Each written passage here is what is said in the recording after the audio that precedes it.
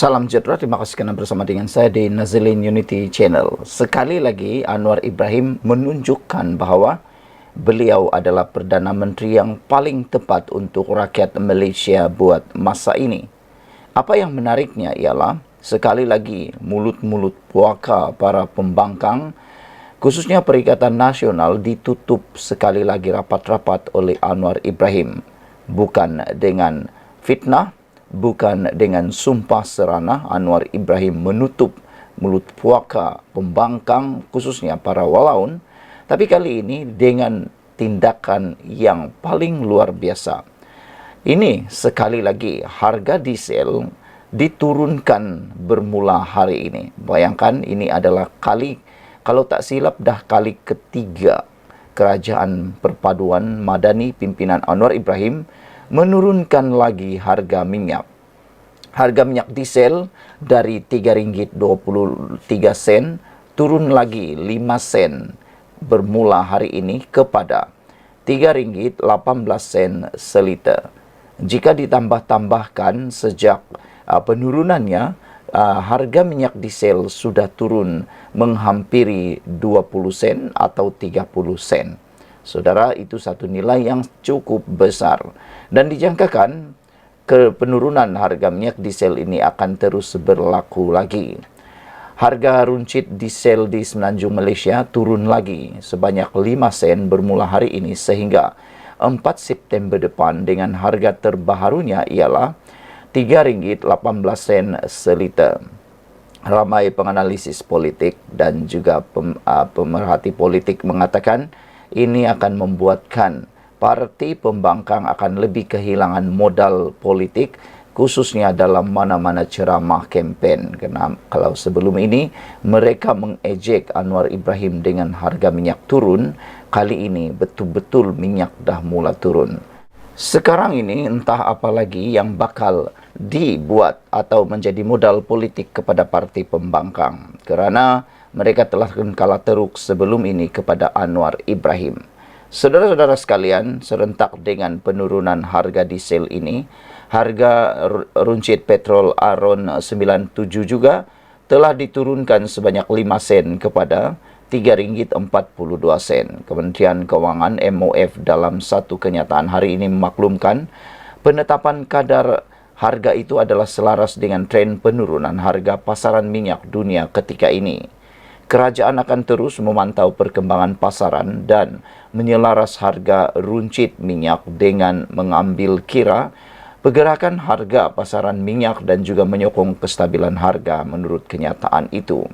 Bagaimanapun, harga runcit petrol 95 kekal pada RM2.05 manakala harga diesel di Sabah, Sarawak dan Labuan turut kekal pada RM2.15 seliter. MOF memaklumkan kerajaan akan terus memantau kesan perubahan harga minyak mentah dunia serta mengambil langkah yang bersesuaian bagi memastikan kebajikan dan kesejahteraan rakyat terus terpelihara. Sekian untuk kali ini. Jangan lupa tinggalkan komen anda untuk isu kali ini. Salam sejahtera. Terima kasih kerana bersama dengan saya di Nazilin Unity Channel. Ini satu perkara paling mengejutkan kita.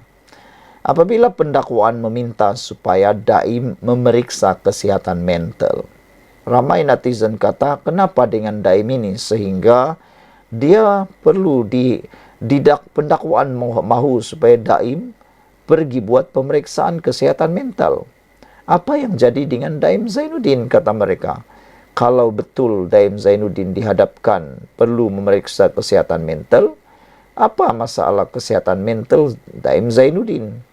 Takkanlah orang kaya yang super kaya, kayangan kaya pun ada masalah mental, kata netizen. Ramai juga yang cuba secara sinis menyindir Daim Zainuddin. Kata mereka, kami yang orang-orang biasa yang hanya ada sebuah kereta, sebidang tanah, sebujur rumah dan gaji yang sangat berpatutan, kami dapat mengawal pemikiran mental kami. Tapi kenapa pula pendakwa raya meminta Daim Zainuddin menjalani pemeriksaan mental, kata mereka. Bukankah kaya itu tidak menyebabkan mental yang susah? Itu persoalan netizen.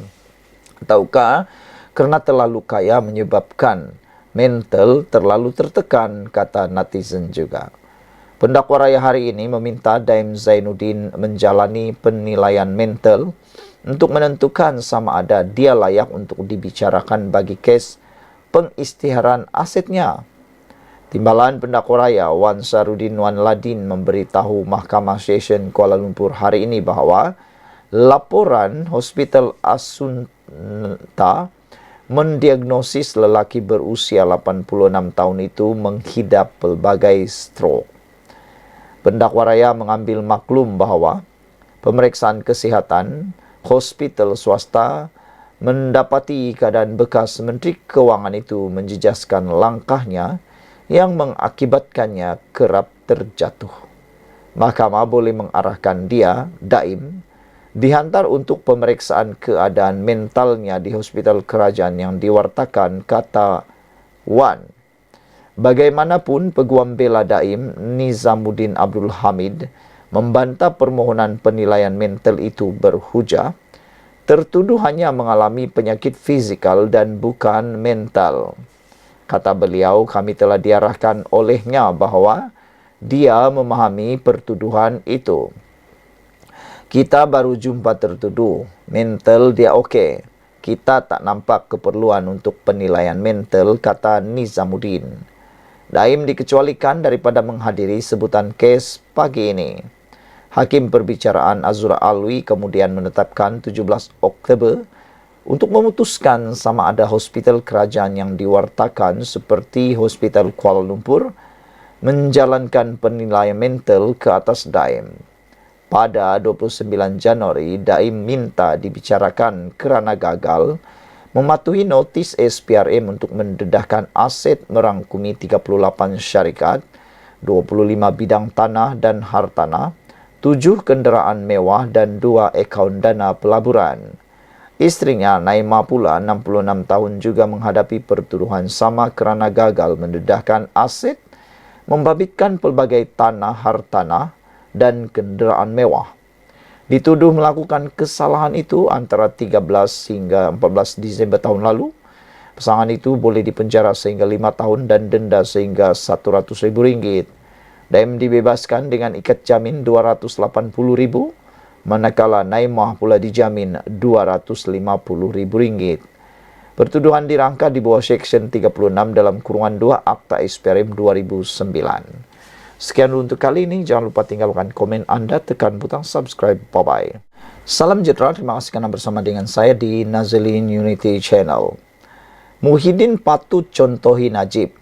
Letak jawatan sebelum dihukum bersalah. Ahli Majlis Kerja Tertinggi UMNO, Puat Zarkasi menyarankan Muhyiddin Yassin meletakkan jawatan sebagai Presiden Bersatu dan pengerusi Perikatan Nasional PN. Katanya, bekas Perdana Menteri itu yang didakwa di Mahkamah Session hari ini atas tuduhan mengeluarkan perkataan menghasut di Felda Perasu di Gua Musang pada 14 Ogos lalu tidak wajar, menjadi alasan dia belum dihukum bersalah untuk tidak berundur. Tidak payahlah guna alasan bahawa dia belum dihukum bersalah, kata Puan. Ini berkaitan integriti.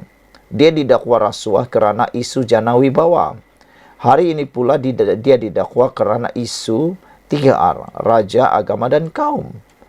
Menantunya pula belum menyerah diri dan bersatu kala teruk di Nenggiri, katanya dalam satu hantaran di Facebook hari ini. Puat Zarkasi di dalam hantarannya di Facebook menulis dengan jelas bahawa elok Muhyiddin berundur, kata Puat Zarkasi. Dia kata, ini supaya menunjukkan betapa Muhyiddin Yassin mempunyai integriti yang bagus. Tidak payahlah guna alasan dia belum dihukum bersalah, kata Puat Zarkasi dalam Facebook beliau. Ini semua berkait integriti. Dia didakwa rasuah kerana isu jana wibawa. Hari ini pula dia didakwa isu 3R. Menantu Muhyiddin pula belum menyerah diri dan bersatu kala teruk di Nenggiri. Kata Puat lagi, Muhyiddin patut mencontohi Najib. Dia letak jawatan bila BN kalah PRU ke-14. Ketika itu, dia belum didakwa pun. Tetapi kenapa dengan baggage yang berat masih mau kekal jawatan? Pas pula bisu kerana masih keliru siapa Dajjal, kata beliau. Ada beberapa netizen kata menulis banyaklah dalam ruangan komen di Facebook Dr. Puad Zarkasi. Antara netizen yang berikan komen, Azham Hamidi J kata, memang Din Sakau ni tak layak pun jadi presiden, kata beliau. Beliau patut cepat-cepat letak jawatan. Jangan tunjuk muka, kata orang lain. Kalau orang UMNO yang kena, cepat aja disuruh letak jawatan. Bila sendiri yang kena, macam-macam alasan, kata Aktabul Arzid Ismail mengecam mengecam Muhyiddin Yassin.